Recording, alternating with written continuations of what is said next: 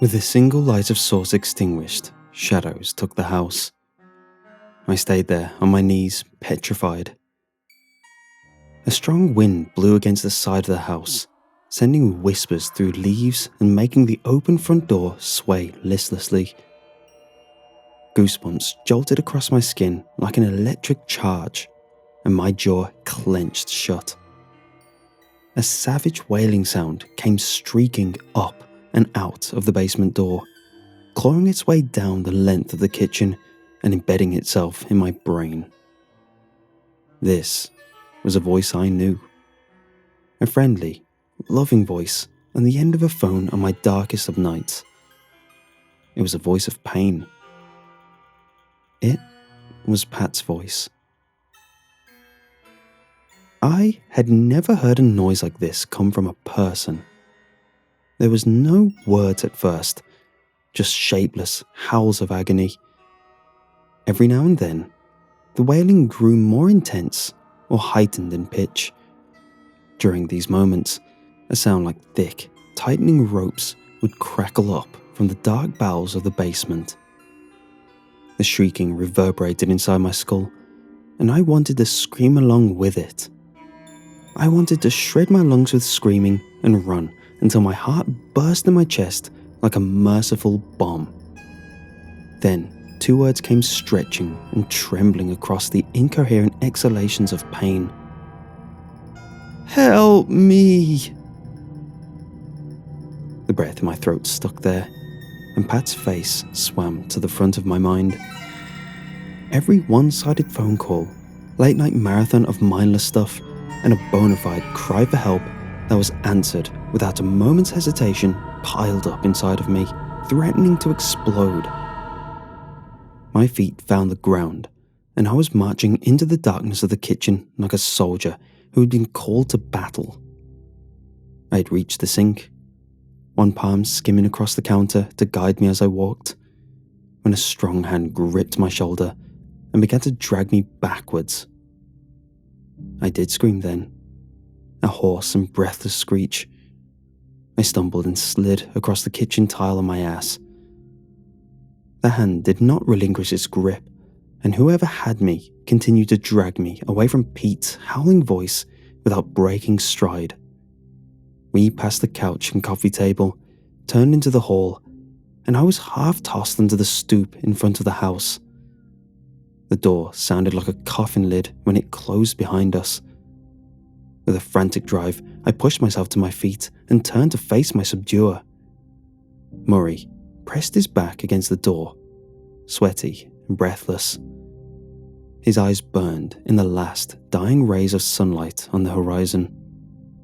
"What were you doing in there?" he bellowed. "I told you not to go back in." My mouth dropped open as it filled with every baffled question and cry of outrage that my brain could produce in that moment. At first, all that would come out were useless strings of half-thoughts and accusations.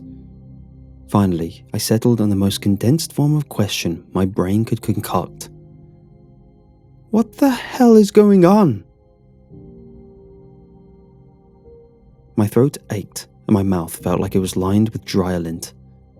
Murray seemed to calm somewhat, eyeing me closely and putting his hands up defensively as if to protest his right to be upset.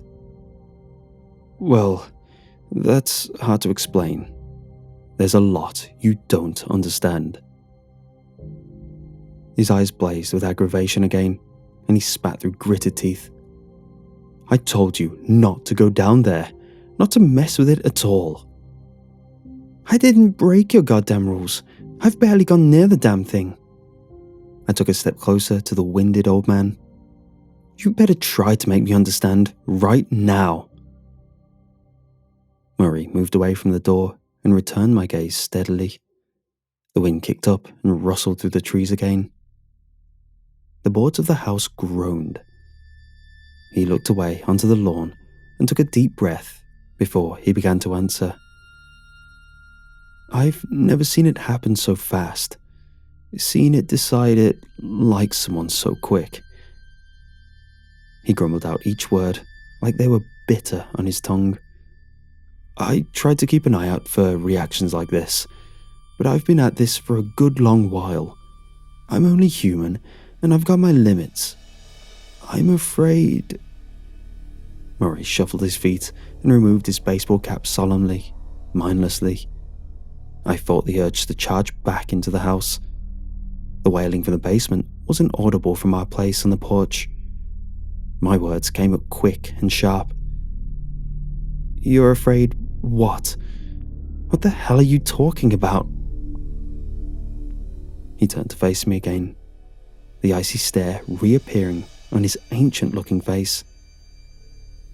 "I'm afraid that it's learning. From me, from you, from every soul it comes across. I think it's gotten too talented and too efficient at pulling people apart, unraveling them. It's a hungry thing, whatever it is. It takes what it wants, when it feels like it's strong enough, or if it thinks someone's weak enough. What have you seen in this house?" I debated whether or not to be honest with him. He hadn't done so much for me, but he had information I needed. "Knocking on the kitchen door. I've seen the light turn on down there, and I've seen a shadow, feet beneath the door. I close my eyes and I can see it, the door, waiting for me." Murray looked down and shivered. I thought then it was pity. He turned away from me again and spoke softly with his gravelly voice. "It likes to play with people," he sighed. "I don't know what it is, not exactly. I don't know who would know that, but I know it's predatory. Most people, the lease comes and goes, and they're none the wiser. I don't know if it sleeps or it picks who it wants, but it's impossible for me to tell. I just set my rules and hope people get to end their time here thinking I'm just an eccentric old asshole with a senile streak. But every now and then, it sets sight on someone. I don't know what it is, but it's like it smells blood in the water. I got small complaints at first. Strange noises, light malfunctions, things gone missing. I checked for pests, leaks, ventilation problems, you name it. Nothing. It wasn't until the first tenant disappeared that I locked the basement up to anyone but myself." My eyes went wide, and my voice came in a whisper on the evening air. "Disappeared?" I hissed, hardly letting my mouth move to form the word. Murray flashed his eyes back at me over his shoulder. "I came looking for the rent the first time it happened, gave my warning knocks and let myself in. Place was dark, darker than I was ready for, and it stank like chemical fire, real acrid. But the basement door was open. I went down the steps, and it felt like years before I reached the bottom. There was nothing but the light in the middle and shadows playing off the walls. And the shadows, they had him. I don't know how to describe it exactly, but they'd taken this young guy off into the dark. It stretched out everywhere, and I was scared to get lost in it." The wind kicked up again. Murray lowered his head, and his voice came in a husky rasp. I ran. There wasn't anything left the next day. Just the basement down there. Dust and cobwebs. The guy's stuff was still there though. So I did the only thing I could think to do. There's no way I don't go to prison for this. I mentioned the basement, and you were immediately suspicious of me. It was just easier to store all the things that were left behind than to explain. He looked up at me, monitoring my reaction.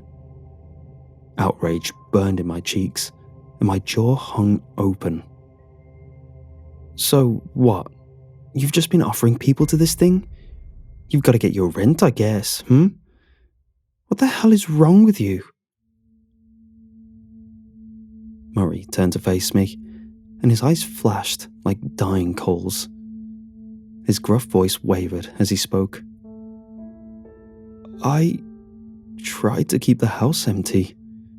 You don't think that was the first thing I did? No way did I want to send another soul in there like home delivery for those things. I took the place off the market, deleted all the listings, and boarded the whole place up. Doors, windows, the damn chimney. I would have burned it down if it didn't look like an insurance scam. Screw it. Let it rot, right? He took a step closer to me, breathing his words into my face. But it's hungry, you see. It's predatory. About a month after I closed her off, I was in Chicago visiting my sister and her kid. They put me up in a hotel in the city, full suite and everything. I hadn't thought about this damn house for months. But when I went to turn in for the night, it was there. That light beneath the door. The line of stale yellow light peeking into the darkened world of the house appeared in my mind, and I looked down. Murray nodded grimly. It was there, beneath the hotel room door. It was the basement light. It went on and off for an hour before the knocking started. I thought I'd finally blown a circuit in my brain, but it made me just crazy enough to open the damn door. I looked at him again. The icy clear focus I saw there made me shake. He spoke again. The basement was there. It had followed me to Chicago. The light went out and something started coming up the steps towards me. I slammed the door and didn't sleep that night. The message was clear then. As long as there was someone between me and it'd be okay. But I had to rent the house out. You have to believe me. I had to. I wanted to hate him, to call him a coward. But thinking of the silhouette standing and waiting on the other side of the door, and the taunting, playful sound of the light bulb's chain being tugged, made me wonder what I wouldn't do to be free from this nightmare. Then, Pat's agonized voice came to my mind again, and my hands flew to my face at the thought of what was being done to him. Those sounds, those stretching, tightening sounds. A scream came lunging out of the recesses of the house, and both Murray and I spun to face the front door. I launched myself toward the entrance, but Murray sprang forward and grabbed me. He spoke through gritted teeth as I struggled to get free of his grasp. What was that sound? He's still in there. Murray swung me around and pressed me against the wall of the house. Jesus Christ, you brought someone else? A great shriek came from deep within the house, making Murray's jaw drop and loosening his grip on me. I pulled away from him and scrambled for the door, but his hands found me again. My words came in increasingly frantic breaths and sobs. Pat's in there. He's my friend, man. He's my friend, and he just wanted to help me. It's hurting him. Whatever it is, it's hurting my friend. It took him and it wanted me. I have to get him back. Get the hell off me. Tears had begun to streak down my cheeks. The older man held fast to the collar of my shirt, and pity flared up in his eyes. I'm sorry, but I don't think there is any getting him back. Anger bloomed in my brain again, a deliberate and unshaking spite for the situation. My friend, who was always there when I needed him, needed me. He came to help me, and it would take whatever demise the shadows that waited in the basement had planned for me to keep me from coming to help him. I shoved Murray away with unfamiliar strength and drew in deep, feverish breaths through my nose. You can't make me leave him. He wouldn't leave me. Murray looked at me, sadly, for a long second, before taking another step back. "I'm sorry. I can't go back in there. I won't." He ran off the porch towards his waiting truck. Again, I wanted to judge him, but he only did what I wanted to do, what anyone would want to do. Bucking against the what-if lizard part of my brain that pulled at the reins of my mind. I turned slowly and entered the house again, the door shutting with a final sounding thud behind me. The shadows had grown thick in the few minutes I'd been outside with Murray. The growing twilight outside had blanketed the house in darkness that was growing every minute. In the living room, the clock ticked out the seconds, echoing into the emptiness. Pat's screams seemed to rocket hoarsely up and out of the basement in great strokes of pain. That sound was the only thing that spurred my footsteps forward. My eyes were adjusting to the shadows as I entered the tiled passageway to the basement door. I grabbed a kitchen knife from the drawer beside the sink as I passed. This helped keep my steps at a steady pace until I reached the utter blackness of the open basement door, where the closed door looked like a waiting grin. It looked like an entrenched predator's mouth, waiting, daring some foolish animal to venture into the shadows. Daring some foolish animal to venture into the shadows, just for a moment. That's all it took. I stood at the edge of what felt like an abyss, trying to make myself jump. Pat screamed again, his voice tightening and screeching upwards until it became an animal squeal, and I stepped into the darkness. The steps moaned under my feet, and heat pressed thickly to my skin as I descended. When Murray had brought me down here in the day, there had been maybe 10 steps. That night I climbed down at least 100. All the while, Pat screamed wordlessly for help. I don't know how many steps I descended when they finally ended, and I fell outright into the pitch black void below. The ground found me quickly. I landed on my side and cried out, the air bursting out of me. When I looked up, I saw a fire in the center of the basement.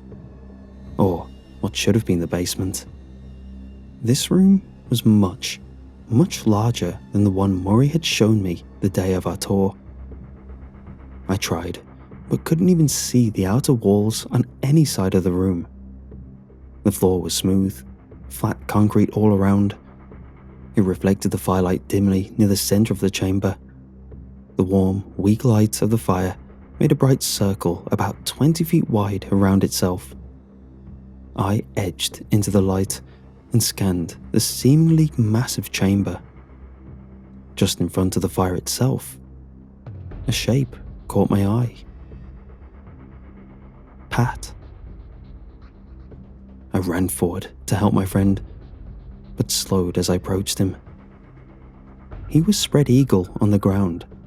His eyes were shut tight, and he bared his teeth, gritting and spitting as high-pitched screams sprang from between his lips. My brain struggled to understand what was happening to him. At first, I thought he was being buried alive. It reminded me of the days at the beach as a kid, burying limbs and whole bodies in the sand to burst forth. The transition from limb to ground was so neat and smooth that my eyes hardly believed it. His legs stopped in a smooth, straight plane just below his knees, and the concrete began. But there was something I wasn't seeing. My brain floundering to process the visual input being presented. The noise, like straining rope, got louder, and Pat let out another shriek. That's when I saw what was happening. The denim of Pat's jeans pulled taut, stretched, and then faded into the concrete. I heard loud, crunching noises as my friend's knees collapsed like oversized pecans, sending a squeal out between his gritted teeth. Where his legs met the concrete, it seemed that his lower half was being stamped into the floor's surface. 2 legs, tennis shoes and jean cuffs included, appeared black and inky on the concrete. Pat's fingers dug at the floor behind him, trying to pull himself away from whatever force was slowly flattening and devouring his body. On the ground, the silhouette of Pat's legs began to shimmer and flicker in the firelight. It looked like the shadowy image was streaming, sending up a strong, bitter smell and stinging my eyes. I looked beside Pat's newly stamped shadow. A stone rose in my throat, and an audible gasp hissed between my lips. Another shadow crawled beside Pat. The shadow of a man that moved in jitters and shudders. The shape moved without anything to cast, and it was growing. It slithered up beside Pat and snaked what looked like claws up to the shadow being made of his lower body. Elongated fingers raked across the concrete where Pat's legs once were. Pat's body jerked and slid down away from the weak fire. His thighs looked like twin bubbles of denim toothpaste as they began to feed through whatever force had a hold of him. Another high squeal of anger spat out of Pat's lips, and I ran forward. Skirting the moving shadow, I came around Pat's left side and took his arm in both my hands. He looked up at me, straining to grip my hand as tightly as he could. His eyes were hopeful in that moment. I would get him out of this. We would make it. A violent, wrenching tug came from Pat's midsection, and it looked like his chest cavity went from 3 dimensions to 2 in the space of a second. The skin of Pat's face turned an impossible blue and purple colour, and blood jetted out of every orifice it could find. He made a noise like a vacuum cleaner sucking on a curtain. I think he was trying to breathe. All I can be sure of is I felt bones in my hands start to crack in Pat's death grip. I think he said one last thing to me. It's hard to be sure, but I think he did. I want to believe he did. Whatever helps us sleep, I guess. Run. It rasped its way out of his lips, and his eyes rolled back up into his skull. He was gone, and my feet found themselves again. I turned to flee, but was wrenched backwards by the iron grip still anchoring me to Pat's vanishing form. His hand clutched mine in an inescapable iron trap. I grabbed my trapped left hand with my free right hand and tugged desperately. The moving shadow gave another jerking motion. A whip went through Pat's body, and the rest of him sank into the concrete.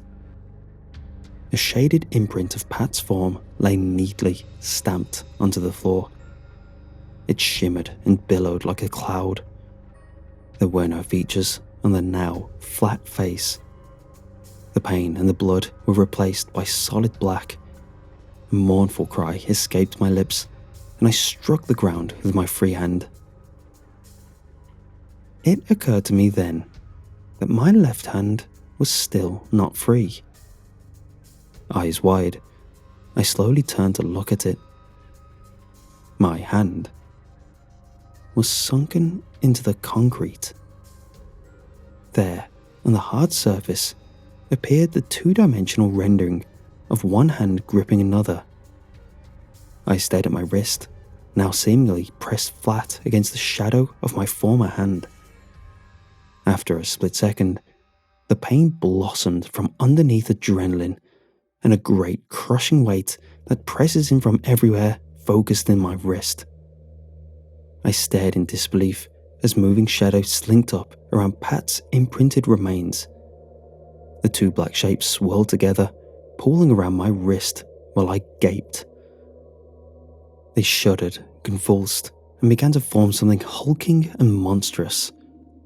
And then the lurching, ripping, sucking feeling, like I was a stray spaghetti noodle in the gigantic mouth of the world. A strong, burning sensation seared its way across the nerves of my left hand, and that sound like thick rope being stretched whipped across my eardrums. My wrist began to sink deeper into the ground, bones crunching beneath that immeasurable force. I found my voice then, or it found me. A scream came rocketing out of my gut, wild and ragged in my throat. I wrenched my arm, working my shoulder and elbow violently. Images of animals caught in a hunter's trap swam through my mind, and the desperation that flooded my brain couldn't be described as anything but animal. It was a simple, growing certainty that I was going to be consumed. I was going to be eaten. There was no saving my friend. There was no escape. There was just the darkness rolling in to take away everything I was, like the tide melts away shapes etched in the sand. Then, one of my kicking legs caught one of the lit logs from the fire, sending it skating into the shadowy mass growing on the ground. The shadow shifted on the ground and fractured as the one source of light split into two. My wrist rose from the ground in a violent jerking tug. Bile rose in my throat, looking at the twisted nub that hung there. There was no hand at the end of my left wrist, but what looked like the gnarled, flesh-coloured version of the twist on the end of an old-fashioned candy wrapper. A snarling screech drew my eyes back to the concrete. The shadowy mass was swirling and writhing in front of me, tendrils striking out here and there. It wanted its second helping. I stumbled to my feet again and lurched for the stairs. My left arm hugged itself to my body as I lumbered forward. Behind me, the sound of the crackling fire was joined by a great, thundering howl. The ground shook beneath my feet. When I reached the stairs, I clambered up the first 3 and fell breathlessly, working to regain my footing. My eyes darted to the center of the large chamber once more. Spreading out from the dim light created by the fire, I saw an army of shades crouched and bent like feral animals stalking something smaller, something weaker. They all flickered and faltered in the firelight, but they were coming closer.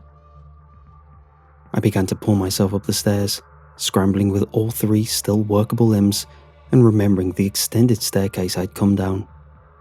As I climbed, screams and shrieks came echoing to my ears. Cries for help, screams of agony, and lonely pleas for someone to turn on the light. Below all the rest, a sound like 2 stones dragging over each other slowly and steadily reverberated through the walls. It grew louder and louder, and I thought I would lose my mind. The steps wouldn't stop, and the voices in the dark drenched me with despair. I closed my eyes and just kept climbing, while those sad, hungry sounds bored into my skull. When I reached the basement door, I spilled out into the kitchen and collapsed into a heap on the tile floor. I heard the door shut loudly behind me and flipped to my back, arms and legs raised to shield me from whatever had followed me out of the basement. Murray stepped forward and reached out a hand.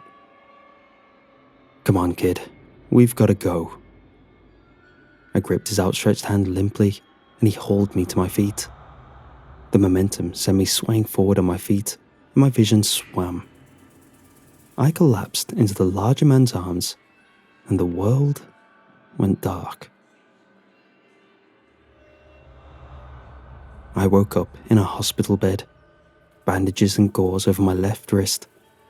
They told me I'd been asleep for the better part of a day. The man who had brought me in was gone. They asked me a lot of questions. The doctors, the police, my friends. I didn't have answers for them. I could hardly bring myself to speak at all. What explanation could I give them?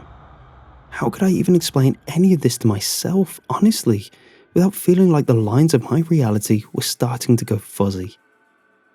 My parents insisted I come home and stay with them for a while. I accepted. Murray's phone was disconnected, and he disappeared off the web. I quit my job. My chest felt too heavy to sit up in the mornings. The days started to blur together. Sleep was my refuge for a while. I was on a sedative, and the dreamless periods of unconsciousness were like oxygen. A couple months after I started taking them, though, the dreams came back. Or I think they're dreams. I'm praying they're dreams. I go out in the hall, and there's a new door down at the end. My parents' house has plain plywood doors, washed dark brown. This door stands bright white in what used to be a solid wall bearing family memories and school photos. I know because those framed pictures are strewn in front of the place where they once hung. Beneath the door, there's a soft, yellow light radiating out into the darkness of the hallway. It glints off the glass of those pictures and twinkles in my eyes. I see the shadow of 2 feet appear, one after the other, on the other side of the door. The light footsteps can hardly be heard. I freeze solid, unable to move, unable to breathe. It knocks. Knock, knock, knock. I want to scream or run or die. I just want it to end. Let me go or let me die, please. And then the voice comes from beneath the pale wood. I think we should go back there together. Knock, knock, knock. I always wake up drenched in sweat. The lights aren't ever turned out in my room.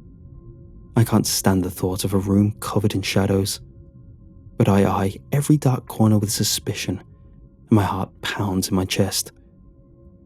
I don't get many restful nights. It happened every night the past week. I went to bed 2 nights ago, getting up in the wee hours to set them to wash. Last night I didn't sleep, but the door was there anyway. I heard the knocking from my bedroom. It was loud and demanding, echoing out into the house with every strike. I crept out into the hall from my bedroom, eyes on the ground. The knocks crashed out into the darkness, and I looked up. Hello again. I know it this time. You've been dreaming about me. I didn't stop dreaming about you. My lower lip trembled, and I thought I might weep.